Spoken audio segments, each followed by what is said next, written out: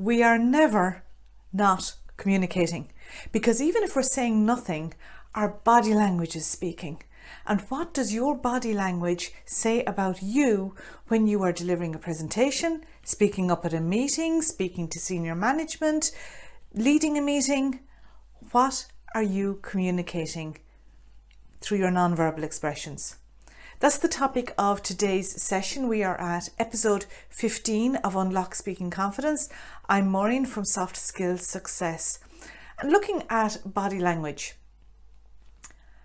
we need to be conscious about what we are communicating to others. And there are some key areas that we can focus on with regard to this. The first one is our posture. Whether you are speaking in person or whether it is on a Zoom or a Teams call, be aware of your posture, because if we have a confident posture, that's going to come across. So when standing, shoulders back, sitting, that you're sitting upright, that you look confident and communicate that confidence through your posture. Secondly, how about your facial expressions? And this is something particularly when it is on an online call, because when cameras are on, everybody can see what your facial expression is. So if you're delivering that presentation, are you frowning? Are you looking anxious, worried? Or have you got your face consciously put into a more relaxed pose? Are you smiling, connecting with people? Thirdly, what about your gestures? Do you use gestures to add extra emphasis to points that you're saying? Or are your gestures distracting? Are they taking away from what you're saying because they're causing a distraction? If I was speaking to you and I'm using a lot of hand gestures as I'm talking for no particular reason, that's causing a distraction. That situation online, I'm better off to keep my hands out of view of the camera. I can still move them. It's still creating that movement within my body, but I don't have that distraction on the camera.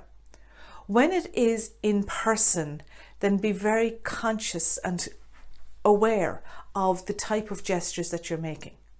You might be making gestures for emphasis. So you're saying that there are 3 reasons why you support this proposal. Firstly, secondly, thirdly. It might be that you're talking about the scope between something from one particular time frame to another. And you're using your hand gestures there as a very deliberate way to add extra value, extra emphasis to the point that you're making. But if those hand gestures are just flying around the place without any purpose, then be conscious of those and try to reduce them so that it isn't seen as a distraction. The next point that we're taking a look at is eye contact, because culturally we see eye contact as connecting with people and showing ourselves to be trustworthy. We even use the phrase that someone couldn't look me in the eye. So when you are online, that rather than taking a look at your screen, if I were to look at my screen, I'm here. When I'm looking at my camera, I'm looking here. So look at your screen so that you're going to be able to have that connection, make that eye contact with everybody. When it's an in-person event and you're speaking to a group of people, that you are scanning and making connection with one person, moving on to somebody else. And as you're talking through, that you are looking around the room and connecting with different people at different times. That eye contact is really important, and it shows that confidence in you as well when you're able to have that.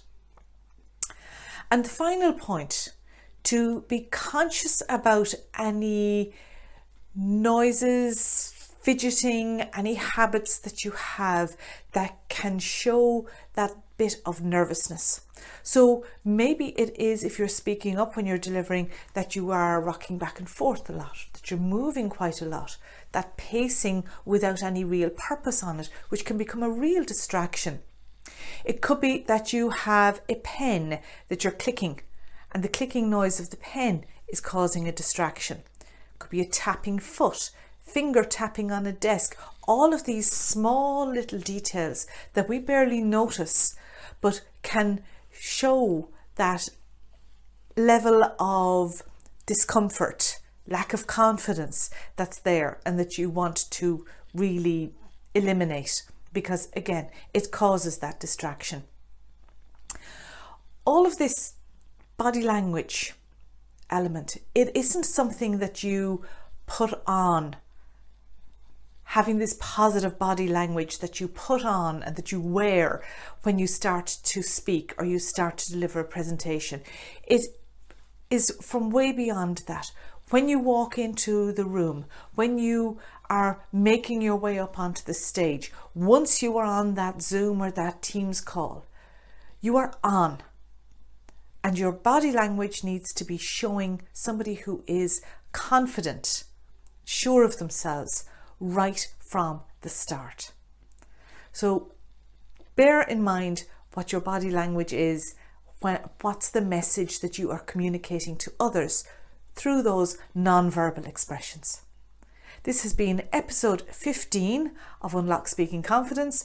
I'm Maureen from Soft Skills Success.